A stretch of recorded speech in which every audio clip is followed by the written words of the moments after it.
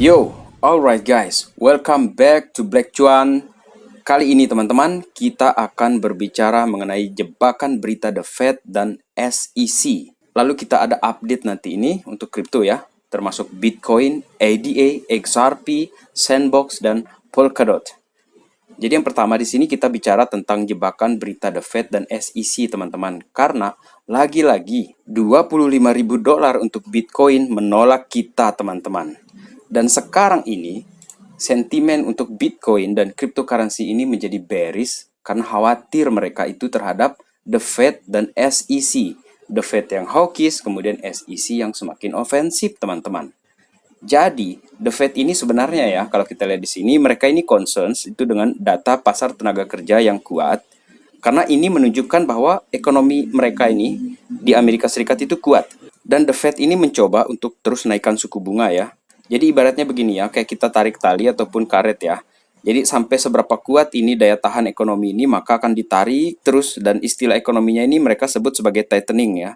Dan ketika dilihat kayak ini akan putus atau lemah ya ekonomi mereka, maka The Fed ini akan lakukan pelonggaran teman-teman. Jadi wajar kalau sekarang ini spekulasi yang muncul itu bahwa memang target The Fed ini mengejar penurunan inflasi 2% itu memang akan terus membuat khawatir ya para traders ataupun investor teman-teman.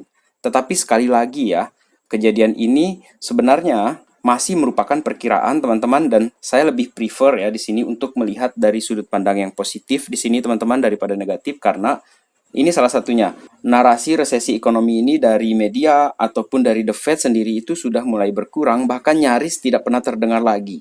Dan ini akan mendorong untuk kenaikan saham ke depannya. Kita kan tentu saja ingin melihat ya harga Bitcoin ini berada di 25.000 atau tembus 25.000 teman-teman, tetapi karena Bitcoin ataupun altcoin siap pasar kripto ini masih terkait dengan saham, jadi kita sepertinya harus menunggu ini bagaimana kinerja pasar saham di kuartal pertama tahun ini teman-teman, karena investor institusional pun itu masih wait and see sekarang ini. Jadi kalau bagus kinerjanya di kuartal pertama ini, sepertinya Bitcoin juga akan ikut bagus. Dan itulah salah satu yang menyebabkan Bitcoin ini nggak didorong terus-terusan gitu kan. Karena melihat juga pergerakan di pasar saham teman-teman. Kemudian faktor berikutnya di sini itu ada SEC teman-teman yang semakin ofensif dia terhadap pasar kripto ya. Dengan bulan kemarin ataupun di awal bulan ini saja mereka ini sudah menyerang Kraken dan BUSD ya. Dan akibat tindakan SEC ini, market future itu sekarang ini lagi berada pada posisi menahan diri nih. Jadi sentimen mereka itu netral sekarang ini. Padahal sejak Januari ya sampai di pertengahan Februari itu market future inilah yang mendrive harga Bitcoin itu ketika para paus ini sedang istirahat belanja di spot teman-teman. Oh ya, di sini saya ingin informasi sebentar ya mengenai market future Bitcoin ini ya teman-teman. Sebenarnya info ini saya dapatkan dari channel Kenal Kripto teman-teman, dan bagus sekali penjelasannya, terutama terkait bagaimana Kenal Kripto ini mendeteksi ya penyebab rally Bitcoin itu di awal Januari kemarin. Teman-teman yang tertarik itu bisa langsung ke channel Kenal Kripto di sana untuk detail informasinya sekaligus bertualang bersama Kenal Kripto yang sangat edukatif dan inspiratif menurut saya teman-teman. Jadi ini bukan promosi ya, karena saya di Black Cuan ini ya teman-teman tetap belajar dari teman-teman lainnya di komunitas YouTube Kripto Indonesia. Dan yang saya lakukan sekarang ini bentuk sharing informasi kepada teman-teman. Bukankah akan sangat bagus sekali kan kalau seandainya teman-teman juga belajar banyak dan mendapatkan informasi yang bagus dari channel-channel lainnya. Dan satu lagi, tadi malam tanggal 21 Februari 2023 ini teman-teman, Black Cuan ini mendapatkan kesempatan yang sangat berharga karena diundang menjadi pembicara di live Twitter Space-nya Kenal Kripto.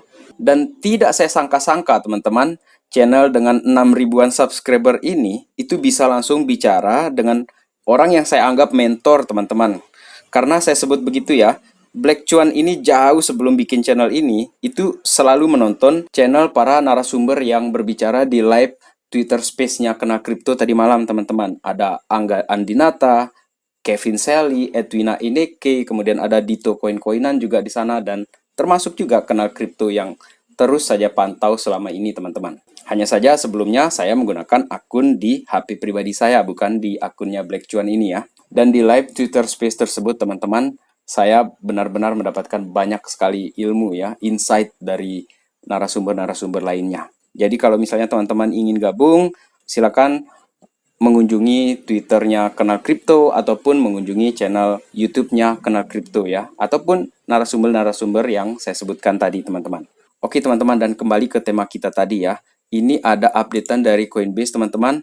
Brian Armstrong ya, di sini menyalahkan SEC teman-teman, karena apa yang dilakukan oleh SEC ini itu pendekatan regulasinya ke kripto itu justru membuat aset-aset kripto ini turun teman-teman, dan hal ini pula yang menyebabkan ini ya pendapatan transaksi di Coinbase itu menurun 12% teman-teman dibandingkan beberapa bulan sebelumnya. Apakah berita seperti ini akan membuat kita gugup?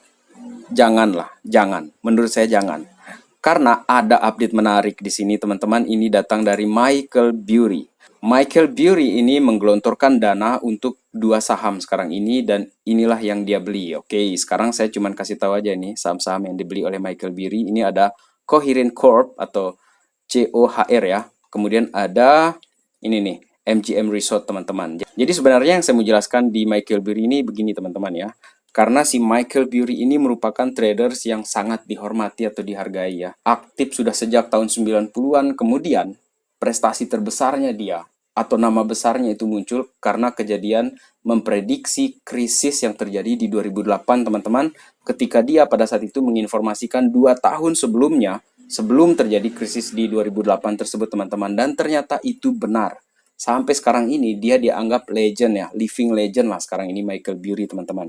Dan kaitannya dengan berita kali ini adalah tweet Michael Burry yang sebelumnya dihapus itu ketika dia bilang short, padahal pada saat itu kan Bitcoin ataupun stok itu lagi memulai rally pada saat itu teman-teman. Tiba-tiba dia hapus. Dan sekarang ini dia beli 2 saham, itu artinya apa? Ya bullish lah. Kan dia sudah beli nih, berarti kan dia expect profit kan? Hanya saja teman-teman, perlu saya ingatkan di sini, ini tidak dalam short terms teman-teman. Jadi jangan FOMO dulu sekarang ini. Kita tetap remain cautious di sini teman-teman. Kenapa saya katakan seperti itu ya? Karena sekarang ini nih para institutional investor ini sedang wait and see teman-teman. Ini dari Cointelegraph 18 jam yang lalu ya. Jadi sebenarnya meskipun ada Ethereum price yang bagus sekarang ini, para institutional investor ini lagi wait and see, nunggu mereka ini teman-teman. Jadi mungkin setelah melihat berita Michael Burry ini, mungkin mereka akan ada perubahan pandangan, mungkin seperti itu kan teman-teman. Dan memang kita ini tidak pernah kekurangan berita-berita negatif ya ketika terjadi penurunan harga. Dan di sini ya dari Market Insider itu Bitcoin ini membuat semacam phenomenal comeback ya.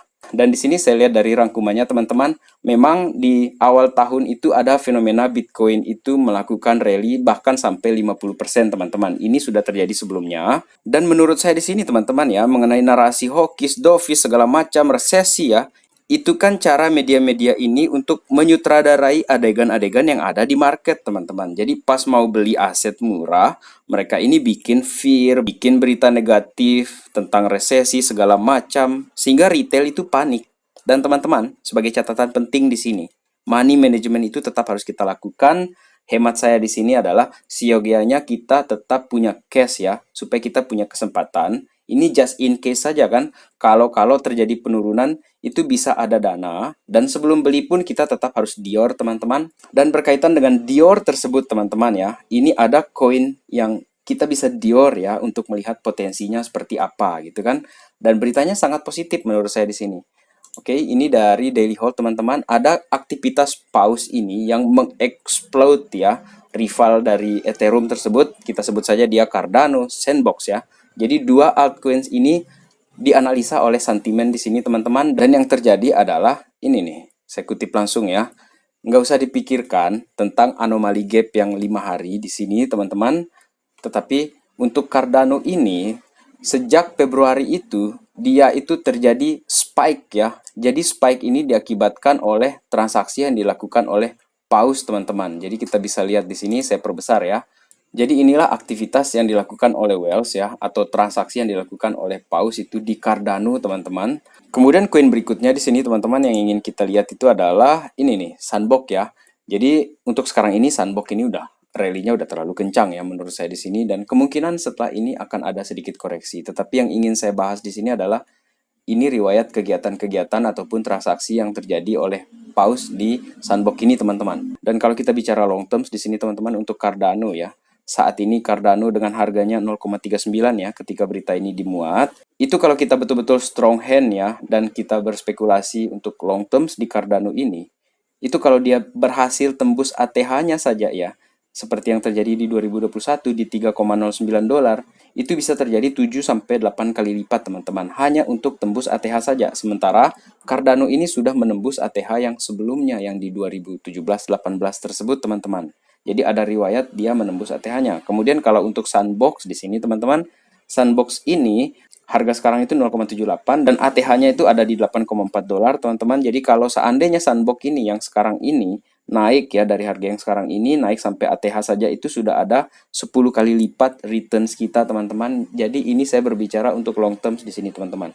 Kemudian update koin berikutnya itu adalah Polkadot di sini teman-teman. Jadi Polkadot ini merupakan leading crypto networks ya. Jadi dia memimpin untuk developer activity dan sentimen juga yang merangkum ya. Jadi untuk Polkadot dan Kusama di sini teman-teman ya, kita bisa lihat dari rangkuman sentimen di sini merupakan aset nomor 1 ya terbaik di dalam 10 yang di ranking oleh sentimen di sini. Ada DOT di sini, kemudian ada Kusama dan nomor 3 Cardano teman-teman.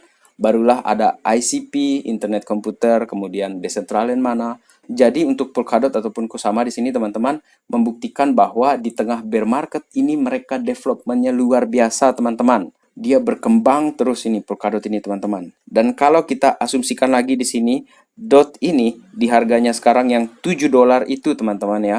Untuk DOT ini kalau dia berhasil mencapai ATH yang sebelumnya dari harga yang sekarang itu sudah sekitar 7 sampai 8 kali lipat lah untuk Polkadot ini teman-teman. Dan luar biasa sekali teman-teman seandainya ketiga koin ini nanti itu berhasil mencapai ATH-nya, apalagi kalau dia tembus ATH teman-teman di saat bull runs yang akan datang.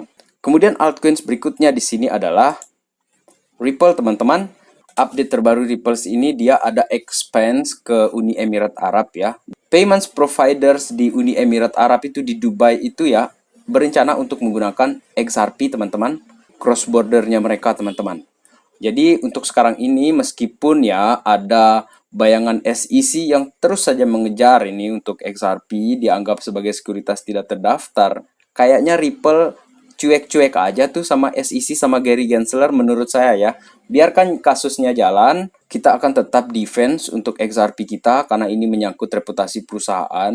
Jadi Brett Garlinghouse ini ya biarin aja si Gary Gensler mau dibawa kemana kasus ini. Yang penting Ripple ya sebagai perusahaan ini tetap meningkatkan ekspansinya ataupun partnershipnya yang terus dilakukan. Bahkan dalam 2 tahun ini meskipun dengan kasusnya dengan SEC itu berjalan teman-teman, Ripple ini semakin banyak partnership yang terjadi, tidak hanya di Asia. Bahkan mereka itu sudah menjamah ke wilayah-wilayah Amerika Latin. Dan sekarang ini yang terbaru ada dari Uni Emirat Arab di sini teman-teman. Dan kerjasama XRP ini on the way ya. Jadi ini masih on the way kerjasamanya mereka karena belum ada postingan resmi nih dari Ripple teman-teman.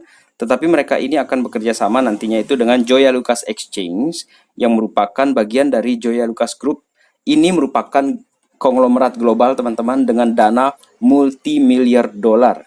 Dan juga ini brand terkenal ya untuk perdagangan perhiasan. Dan kalau kita membayangkan seperti di koin yang sebelum-sebelumnya ya, memang XRP inilah salah satu koin yang tidak mencapai ATH-nya di tahun 2021 kemarin teman-teman, di sekitar 3,4 dolar dia. Jadi kalau seandainya lepas dari kasus SEC tersebut teman-teman, XRP ini dari harga oke lah saya taruh di 0,4 lah di sini ya, kurang lebih ke 3,4 dolar itu dia naik itu ke ATH sebelumnya saja itu bisa terjadi profit 8 kali lipat di situ teman-teman untuk yang long terms di sini teman-teman. Saya tahu ada banyak juga koin lain yang lebih agresif, lebih gila lagi kenaikannya. Jadi tetap kita ini memantau berdasarkan riset kita teman-teman untuk memilih koin mana saja. Jadi di Black Cuan ini saya hanya sharing di sini insight mengenai market-market ya ataupun altcoins di sini teman-teman, mana yang menurut saya di sini sudah bertahan dalam bear market yang sudah terjadi. Dan jujur saja, selama bear market itu ada banyak koin yang tidak survive teman-teman dan tidak berhasil, bahkan dia stuck mati, tidak lagi dilirik oleh para investor teman-teman. Jadi tetap Dior, and this is not financial advice. Dan menutup video kali ini teman-teman, ini ada tweet yang menarik dari Documenting Bitcoin teman-teman. Jadi di sini ada si cewek yang menjelaskan tentang Bitcoin ketika saat itu harganya 20 dolar teman-teman. Dan Dan menariknya di sini, ini postingan 2021 ya. Ini menariknya.